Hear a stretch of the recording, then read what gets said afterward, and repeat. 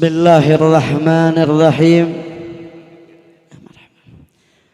Assalamualaikum warahmatullahi wabarakatuh.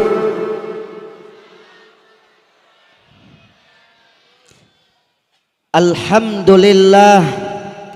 Allahumma lakal hamdu syukra wa lakal mannu fadla wa anta rabbuna haqqa wa nahnu abiduka riqqa. Allahumma ya ni'mal maula wa ya ni'man nasir. Salli ya Rabbi ala sayyidina Muhammadin hadil bashir, salatan taftahu lana biha abwab at-taysir wa tughliqu biha anna abwab at-ta'sir wa takuna lana biha waliyan wan nasir wa ala ali wa sahbi tasliman katsira. Allahumma anqulna wal muslimin amin minasy syaqawah ila sa'adah wa minan nari ilal jannah wa minal azabi ilal rahmah wa minadz dzunubi ilal maghfirah. Amin ya Allah ya rabbal ya rabbal ya rabbal amin ya Allah ya rabbal alamin. Hadratal mukarram wal mukhtaram, para alimil ulama, para habaib, para kiai, para asatid alladzi yajtami'una fi hadzal makanil mubarak. Terkhusus salam takzim serta kita doakan kepada guru kita yang telah menyampaikan tausiahnya, Fadilatul Habib Muhammad. Semoga Allah subhanahu wa ta'ala angkat derajat beliau, sehatkan badannya, muliakan fid dunya wal akhirah. Dan juga kepada guru kita bersama Sayyidil Walid Al-Habib Abdullah bin Ali Al-Attas yang menyampaikan atau yang mengiringi salawat. Mudah-mudahan beliau dijaga oleh Allah ta'ala, disehatkan badannya, dimuliakan fid dunya wal akhirah. Khusus bil khusus kepada guru kita semua Al-Ustadz Sulaiman, mata'anallah bitulil hayati. Allah sehatkan badannya, panjangkan umurnya, berikan manfaat fid dunya wal akhirah. Amin ya Allah ya Rabbal. Hadirin wal hadrat yang dimuliakan oleh Allah subhanahu wa ta'ala, kita bersyukur kepada Allah subhanahu wa ta'ala di malam hari ini, malam yang penuh cinta. Di malam hari ini semua mata tertuju, di malam hari ini semua hati terniat untuk menggembirakan sosok manusia, insan idola kita, Sayyiduna wa Nabiyuna Muhammad. Tidak diragukan lagi ketika air mata tak terasa menetes rindu kepada Nabi Muhammad. Tidak diragukan lagi, ini air mata akan menjadi saksi di yaumil qiyamah. Ada yang nangis enggak? Ada yang nangis kangen sama Nabi enggak waktu baca sholawat? Rugi kalau kita ketika baca sholawat lagi bareng-bareng kumpul sama para habaib mahalul qiyam, enggak kerasa nih mata netes air mata, enggak terbendung kangen sama rindu sama Rasulullah sallallahu alaihi wasallam. Maka ini air mata akan bersaksi yaumul qiyamah. Disebutkan di dalam gubahan syair, fala tusqimuni bitulil jafa. Jangan ya Rasulullah engkau tinggalkan aku walaupun sesaat. Kenapa? Ketika kita ditinggalkan oleh Nabi, khawatir kita tidak bisa mendapatkan syafaat daripada baginda Nabi Muhammad sallallahu. Saya yakin semua yang hadir di sini dari ujung sana sampai ujung sana semuanya mengharapkan syafaat baginda Nabi Muhammad sallallahu alaihi wasallam. Tapi kalau ditanya cinta, ada kadarnya. Ada kadarnya cinta sama Nabi Muhammad. Ketika memasuki bulan Maulid, maka cinta kita nih harus ditambah. Salawat kita harus ditambah. harus ditambah, cinta kita sama Nabi Muhammad harus ditambah, kerinduan kita kepada Nabi Muhammad harus ditambah. Kenapa demikian? Karena ketika kecintaan kita bertambah, maka ibadah kita pun akan semakin semangat, semakin dekat dengan Allah, semakin dekat dengan Rasulullah sallallahu. Kira-kira kita di sini insya Allah dapat berkah nggak? Yakin?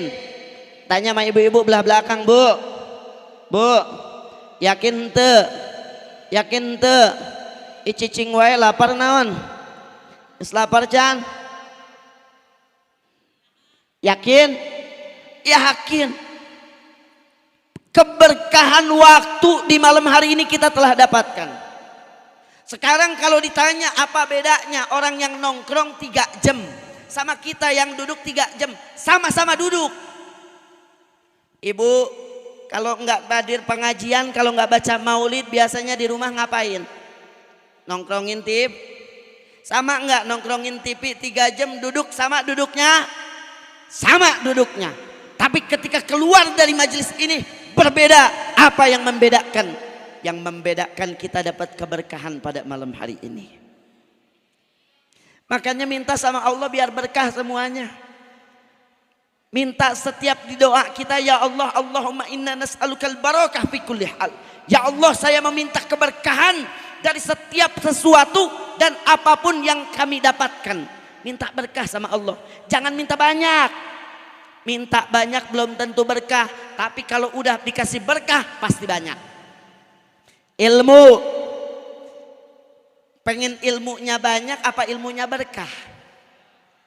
Pengen ilmunya banyak apa ilmunya berkah? Pengen istrinya banyak apa istrinya berkah? Benar. Nggak mau banyak. Alhamdulillah. Banyak-banyak ngelawan semua buat ngapain? Nyen pusingnya Pak.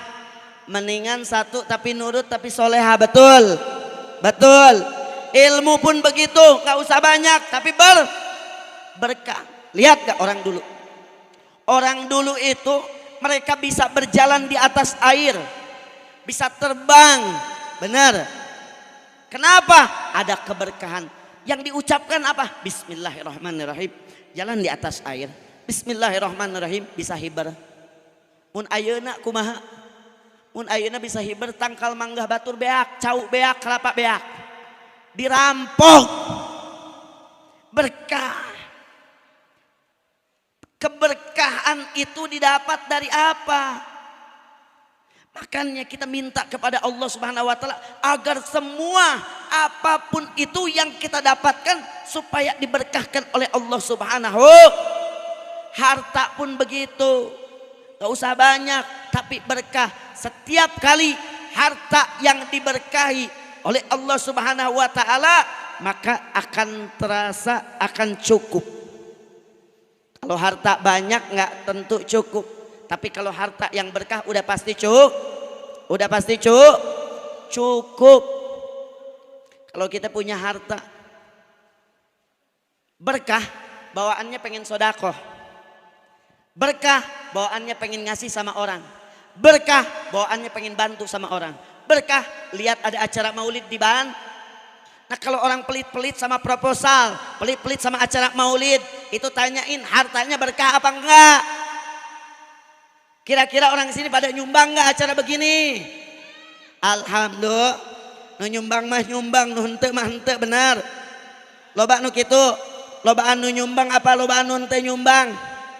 Kalau hartanya berkah begitu lihat anak yatim diberi duit tah gocap, yang maneh 100.000 yang emakna, salam ke emakna. Benar enggak? Makanya jangan salah. Duduknya kita di sini setannya lebih banyak. Orang yang mau pengajian, orang yang mau hadir majelis taklim, itu setannya lebih banyak daripada orang mau ibadah. Kenapa? Sebab lihat, pernah digambarkan tidurnya orang alim lebih ditakutin setan daripada ibadahnya orang yang bodoh, orang yang jahil. Makanya ketika kita mau ibadah, ada orang getol ibadahnya, tapi bila ilim, tanpa ilmu. Makanya setiap orang mau hadir pengajian, mau majlis taklim itu setannya banyak. Yang gangguin tuh banyak, jangan salah. Makanya kita yang hadir ke sini adalah orang-orang yang sukses melawan dari godaan syaitan. Di dalam kitab disebutkan, "Lau kana rajulan ibadallah." Kalau ada seseorang dia beribadah kepada Allah bagaikan ibadahnya para malaikat di samawati wal ard.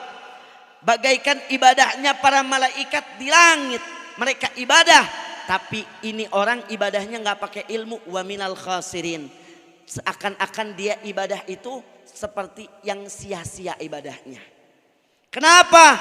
Ibadahnya nggak pakai ilmu. Makanya yang hadir di sini tuh masya Allah, setannya lebih banyak orang mengganggu di pengajian daripada orang yang sholat. Lihat deh, bawaannya di pengajian ngantuk enggak? Tunduh hente.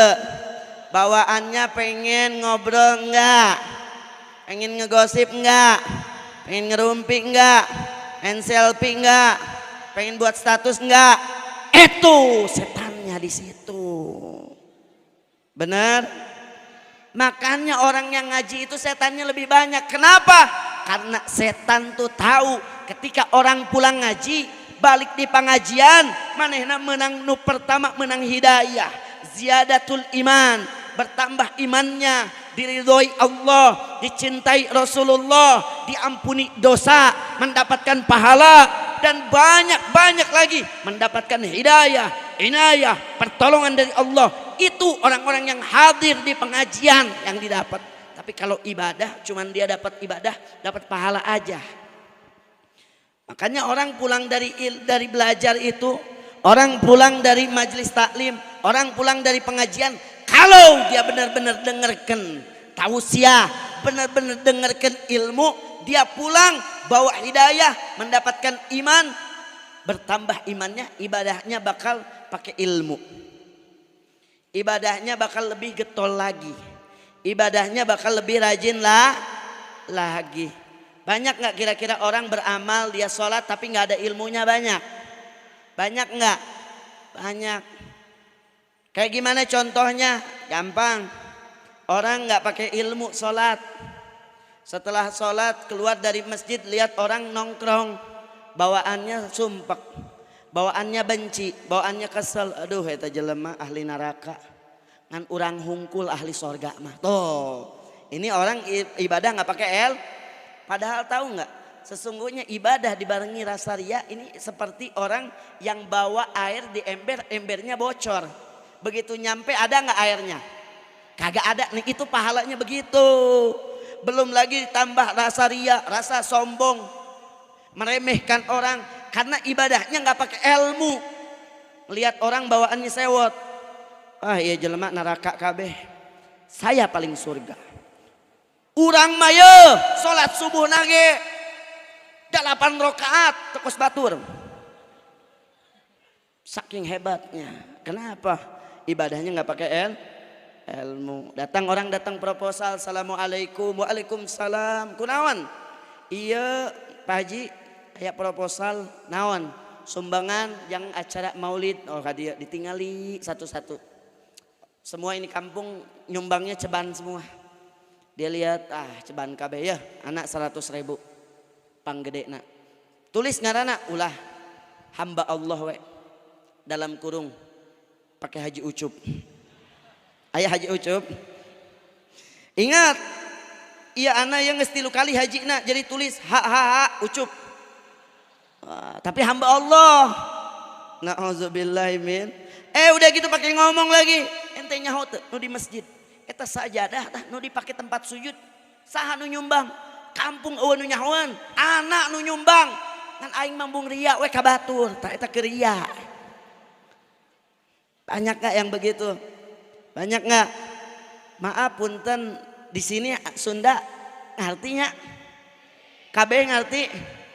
Siap paham siap. Alhamdulillah. Nah, makanya ibadah itu jangan pakai sombong. Ketika ibadah dilandasi dengan ilmu maka tidak akan Lihat digambarkan oleh makhluk Allah yang paling besar, yang paling tinggi merasa sombong. Gunung diciptakan oleh Allah. Nyaho gunung teu?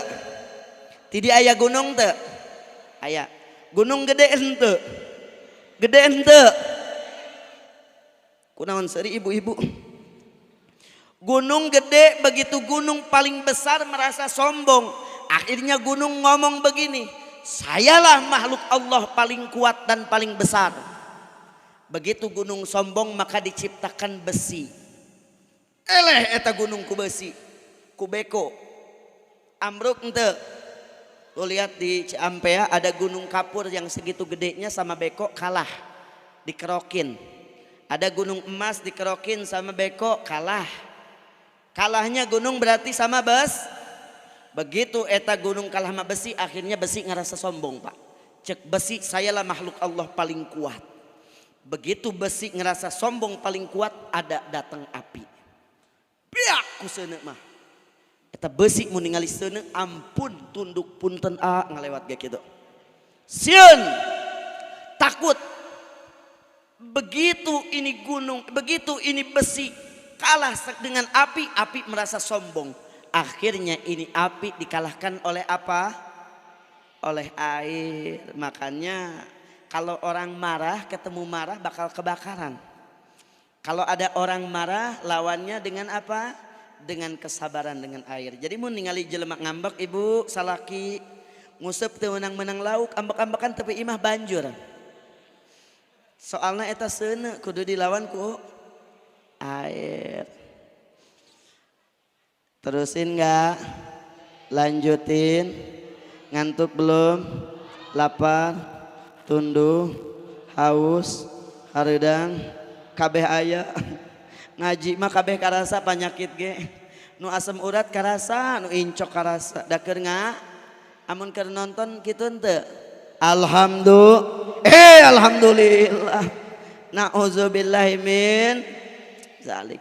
Ini begitu api kalah dengan air, maka air merasa sombong. Ternyata air kalahnya sama apa? Sama udara.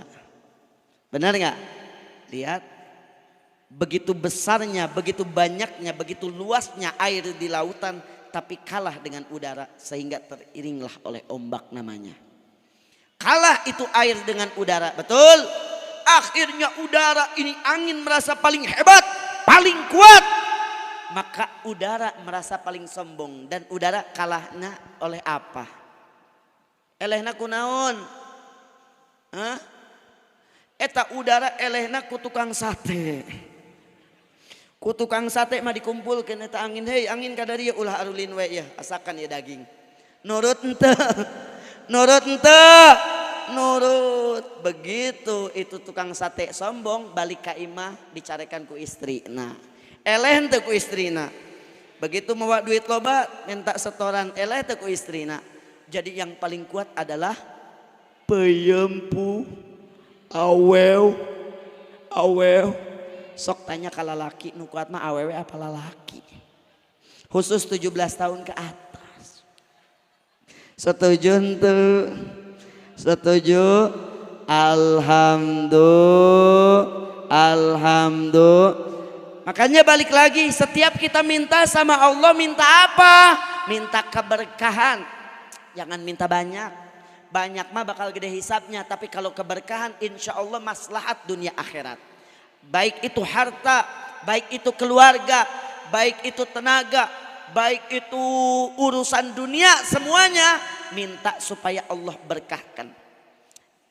Harta yang Allah berkahkan bisa jadi banyak. Dulu di Bandung, boleh cerita nggak? Menang carita henteu? Eta di Bandung dulu ada orang yang biasa pemulung, tapi Allah berkahi. Pemulung ini tiap hari kerjanya ngapain? Mungutin ke kandang kambing gitu ya. Mungutin apa? Mungutin tai kambing dikerokin. Tai kambing dikerokin kemudian masukin karung dikumpulin. Tai kambing punten kotoran kambing dikumpulin masukin ke karung kemudian dijual. Setelah dijual ternyata dia menciptakan sebuah pupuk. Akhirnya kerjanya apa? Dia kerjanya mencari kotoran kambing, kotoran kambing banyak, begitu truk-trukan dijual jadiin pupuk. Subhanallah. Dengan mencari dari hasil kotoran kambing itu dia jual, menjadi seorang pengusaha sukses. Rumahnya banyak, kontrakannya banyak, tanahnya luas. Karena Allah berkahi. Tapi sayang disebutnya bos naon, bos tai. Iya, tapi sayang jelek ujungnya. Kaya mah kaya tapi disebut bos tai. Tuh kasih bos, bos mana bos tai. Tuh kasih mana juragan, juragan tai. Alhamdulillah min. Daek kitu henteu. Hadirin wal hadirat yang dimuliakan oleh Allah Subhanahu wa taala. Amin. Ya Allah ya Rabbal alamin. Maka dengan itu Al Imam Ali rahimahullahu taala mengatakan di dalam gubahan syairnya, al ilmu khairum minal mal. Ini pentingnya kita duduk di pengajian, di majelis taklim. Dikatakan ilmu itu lebih baik daripada harta. Boleh kita bandingkan antara ilmu dengan harta. Harta mah bakal habis kalau dibelanjakan. Tapi kalau ilmu itu tetap ada di dalam diri kita, tidak bisa hilang. Ilmu. Lihat orang bawa mobil kendaraan bagus, motor NMAX, mobil sedan, masuk jalanan sepi, dibegal sama orang, di stop mobilnya. Kemudian kata begal nih, coba Pak turun, milih mau mobil sedan apa mati. Akhirnya mobilnya diambil daripada mati. Pernah ngedenger nggak orang punya ilmu dibegal ilmunya? Pernah nggak? Untung nggak punya ilmu? Nggak untung, makanya nggak pernah ngedenger ada kiai dibegal. Punten kiai kadiekeun ilmuna, bisa henteu dicolong. Palingnya kadiekeun kiai mana besekna, milih besek apa pae? Besek. Ini keuntungan orang yang punya ilmu. Makanya Imam Ali mengatakan al ilmu khairum minal mal. Al ilmu yahrusuka wa anta tahrusul mal. Ilmu yang akan menjaga engkau. Kita punya ilmu, menjadi orang berilmu, Allah angkat derajatnya menjadi orang-orang yang berilmu, maka akan dijaga dengan sebab kita punya ilmu. Maaf, punten, hampura, beda antara santri dengan anak-anak yang nongkrong biasa. Beda antara pemuda pemain hadroh dengan anak-anak yang nongkrong biasa. Beda anak-anak majlis dengan anak-anak yang nongkrong biasa. Mereka tanpa ilmu, tapi yang biasa duduk di pengajian, di majlis taklim, main hadroh, dia punya ilmu. Seenggaknya mereka nggak berani nyentuh tangan perempuan. Benar nggak? Sok anak majlis tandingin sama anak luar. Berani nggak anak majlis megang tangan perempuan? Wani ente. Santri berani nggak megang tangan perempuan? Kalau anak-anak di luar, bukan megang lagi, mulut yang ngomong, tangan gerayangan, beb. Bener nggak? Jadi kalau ada orang-orang ngomong begitu, giniin aja neng. Abang saya tidak mau naik onta, kalau tidak pergi ke Mekah. Abang saya nggak mau, abang terus mengatakan soal cinta, kalau tidak siap untuk menikah. Mantap, tepuk tangan Coach Japati, wah. Ibu, paham nggak? Jadi ilmu yang akan membentengi kita. Seorang anak majlis sebejat-bejatnya pasti nggak berani memegang menyentuh tangan perempuan. Begitu mau nyentuh, astagfirullah, inget cek guru naon. Begitu santri mau pegang tangan perempuan, astagfirullah, neng maaf, haram. Benar nggak? Ini perempuannya ngambek, oh Aa selama ini nganggap aku seperti anjing ya, haram. Bukan neng, bukan. Bukan. Mecin aja udah dapat stempel halal, masa kamu belum? Bukan, maksudnya belum jadi suami istri. Jadi makanya ilmu yang akan membentengi kita. Lihat para pejabat-pejabat kita di negeri ini, banyak gak yang korupsi? Kurang kencang. Kurang kencang, loba. Banyak para pejabat yang gak amanah, para pejabat yang mereka berani korupsi karena gak tahu hukum, karena gak tahu ilmu. Kalau mau tahu bu, ya Allah, satu suap makanan haram masuk dalam perut kita 40 poe doa moal kaangkat ke langit. Baraha Sabar ha. Sakumaha 40 poe teh?